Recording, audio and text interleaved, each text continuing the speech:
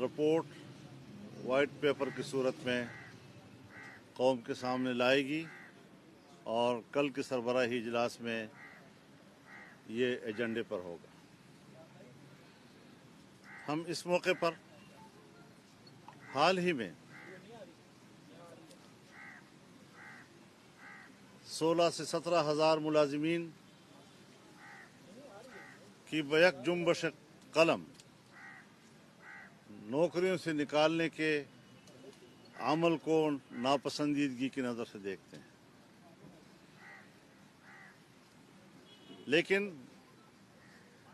جہاں باقاعدہ ملازمین کو برخاست کیا گیا ہے، وہاں پر ان ملازمین کی تقرری اور ان کے تحفظ کا ایکٹ بھی اڑا دیا گیا ہے۔ اب یہی سوال پیدا ہوگا کہ عدلیہ بالاتر ادارہ ہے یا پارلیمنٹ سپریم ہے؟ ایک نئی بحث عدلیہ کے اس فیصلے نے جنم دیا ہے جو ایک جمہوری نظام کے لیے سوالیہ نشان بن گیا ہے۔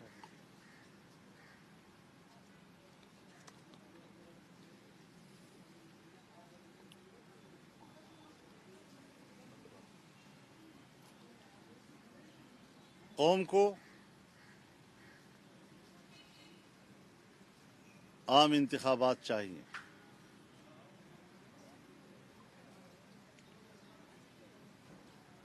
ہماری عدلیہ چھوٹے موٹے مسائل پر از خود نوٹس لیتی ہے، لیکن یہاں 25 جولائی 2018 کا الیکشن جو پاکستان کی تاریخ کا ایک بدترین واقعہ تھا اور قومی سطح پر اس پر احتجاج بلند ہوا، وہاں چاہیے تو یہ تھا کہ وہ اس انتخاب کو کالعدم قرار دیتے، عوامی احتجاج کا احترام ہوتا اور ازسرنو نئے انتخابات کے لیے ہدایات جاری کرتے۔ آج جب مسئلہ قومی سطح کا عام انتخابات کا ہے، ایسے موقع پر بلدیاتی الیکشن یہ قوم کا ڈیمانڈ نہیں ہے، لہذا عوام کی ڈیمانڈ کا احترام ہونا چاہیے۔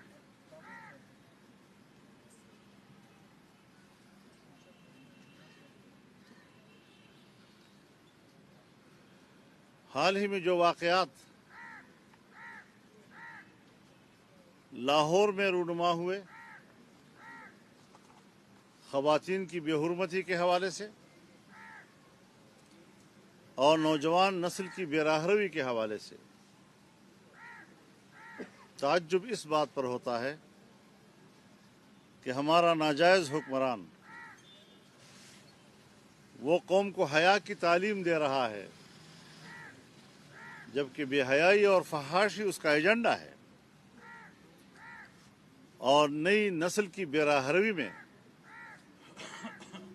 عمران خان اور اس کی پارٹی کی ذہنیت اور ان کے ایجنڈے کا بہت بڑا دخل ہے۔ اگر ہم نے نئی نسل کو راہ راست پہ لانا ہے، باوقار بنانا ہے اور ایک باعزت معاشرہ تشکیل دینا ہے، تو پھر ایسے حکمرانوں کا خاتمہ ضروری ہے جو ملک کے اندر مادر پدر آزاد معاشرے کو تشکیل دینے کے لیے وسائل استعمال کرتا ہے۔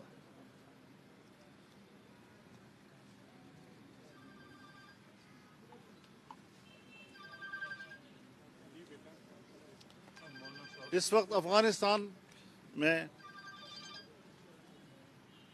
طالبان امارت اسلامیہ نے جو فتوحات حاصل کی ہیں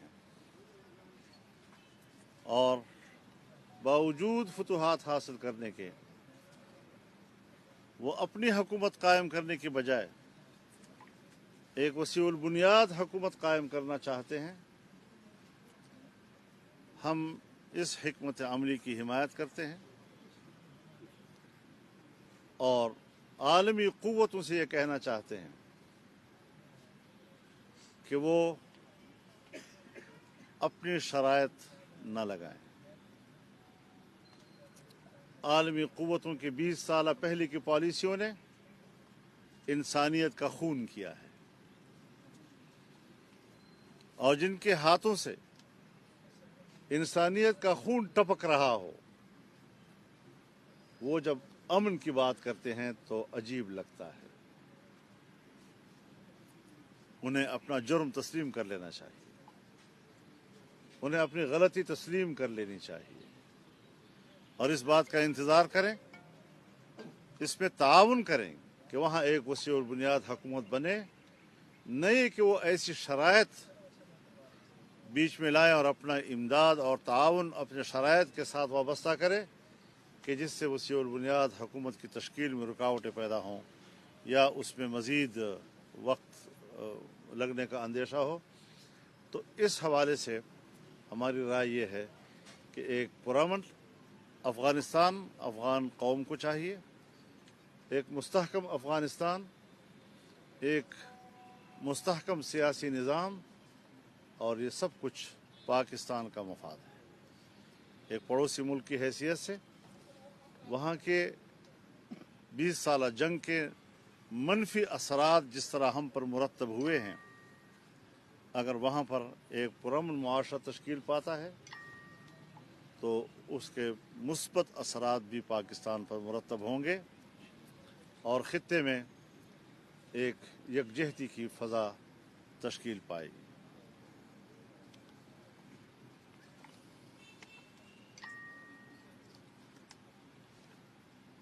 اسی والے سے کوئی بات کر جی جناب جناب جناب.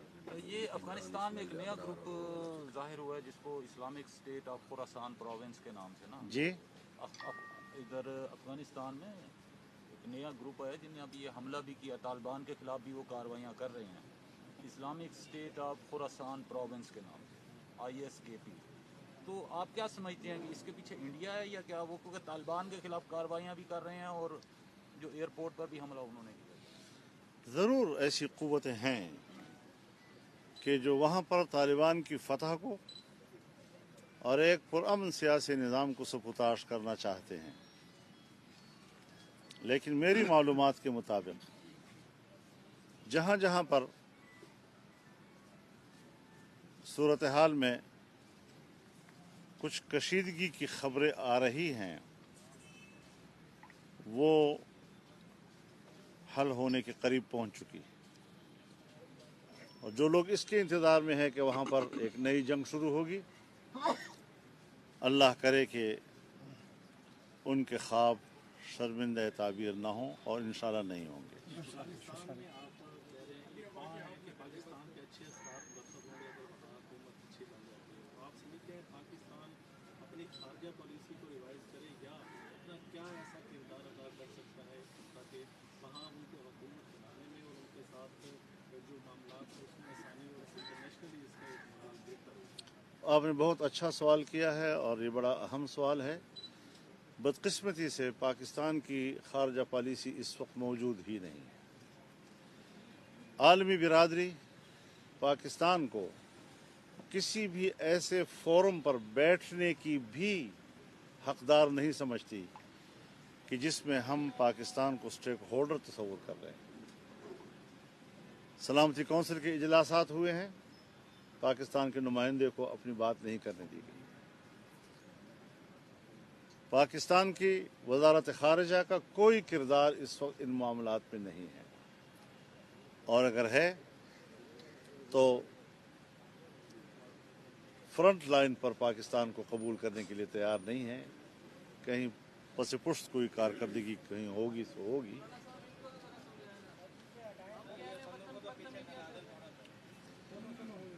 تو اس بات کو ذرا تھوڑا سا ذہن میں رکھنا چاہیے کہ اس وقت پاکستان کی کوئی خارجہ پالیسی نہیں ہے، بلکہ عمران حکومت لا تعلق ہے खित्ते की इस बहुत बड़ी तब्दीली के साथ। यहाँ सिर्फ एस्टेब्लिशमेंट इस मामलात को इस वक्त डील कर रही है, वही जो है फ्रंट पे है, और जिसको कहा जाता है कि ये अवाम की मुंतखब है, जो झूठ है सबसे बड़ा तारीख़ का, उसका कोई रोल इस वक्त नज़र नहीं आ रहा है। हमारे वज़ीर ख़ारजा शरीफ आदमी है, वो बेचारा कुछ कारकर्दगी दिखाने की कोशिश कर रहा है, लेकिन उसके कोई असरात बैनुल-अक़वामी सियासत पर मुरतब नहीं हो अगर रहा। आपको ऑफर होती है तालिबान की तरफ से, आप कहीं इस तरह के मामला पर बैठकर किरदार अदा करें, तो आप वो ऑफर कबूल करेंगे? एक बात जहन में रखें कि मैं एक सियासी कारकुन हूँ, एक तवील अरसा में फ़ॉरेन अफेयर्स के साथ वाबस्ता रहा हूँ। फ़ॉरेन अफेयर्स स्टेट की ज़िम्मेदारी होती है, किसी फ़र्द या किसी पार्टी की ज़िम्मेदारी नहीं हुआ करती, और मैं स्टेट से आगे नहीं निकलना चाहता। अच्छा मौलाना साहब, पीडीएम जो है इतने अरसे से हुकूमत के खिलाफ कोई ठोस हिकमत अमली नहीं बना सकी, क्या ये पीडीएम की पार्टियां आपस में मुखलिस नहीं है या क्या कोई और वजह है?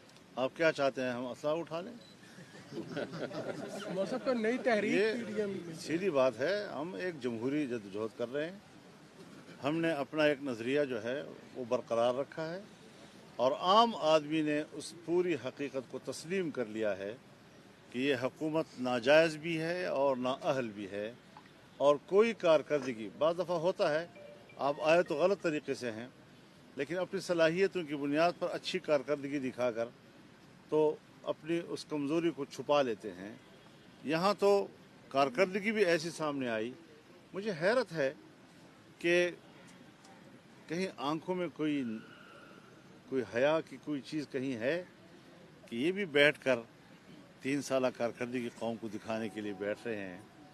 3 साल कारकर्दगी नहीं थी, ये 3 साल कारकर्दगी उनकी एक तो अबरारुल हक है, एक ईसा खेलवी है, और एक हमारे इस्माइल साहब हैं, इमरान इस्माइल साहब। ये 3 गवैये जो हैं, ये 3 साल कारकर्दगी है।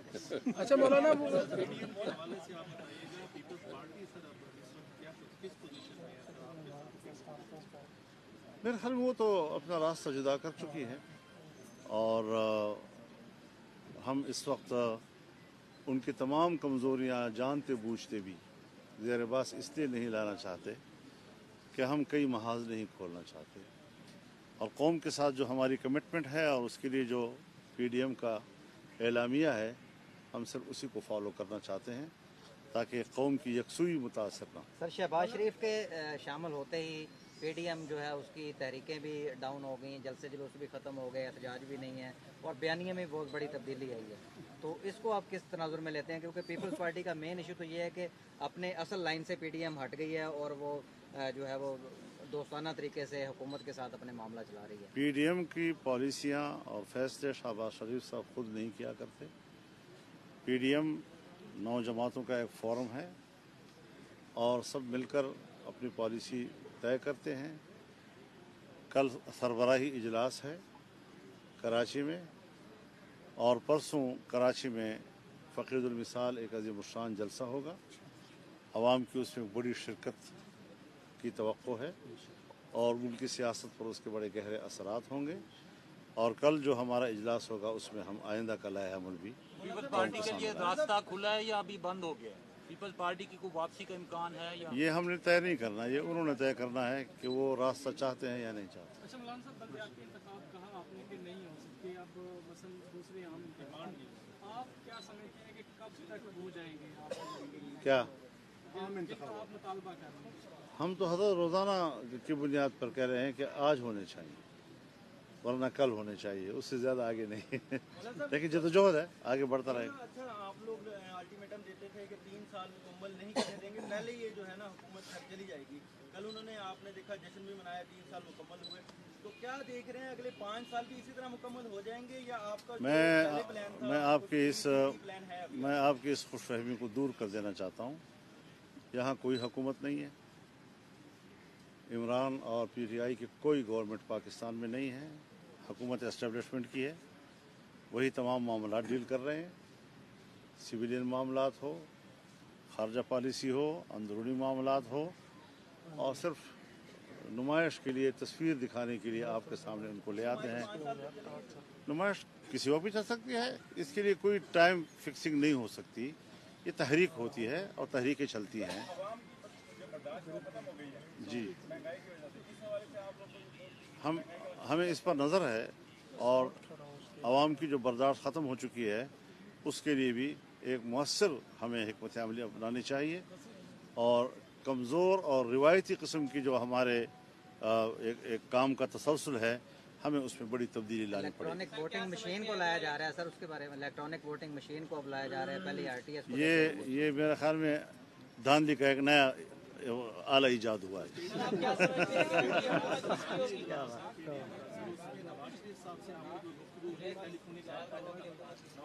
नहीं, अभी नहीं हुआ, लेकिन शायद वो वीडियो लिंक पे कल होंगे इंशाल्लाह। बहुत शुक्रिया आपका। बहुत शुक्रिया जी। शेख भी तो कर देता है।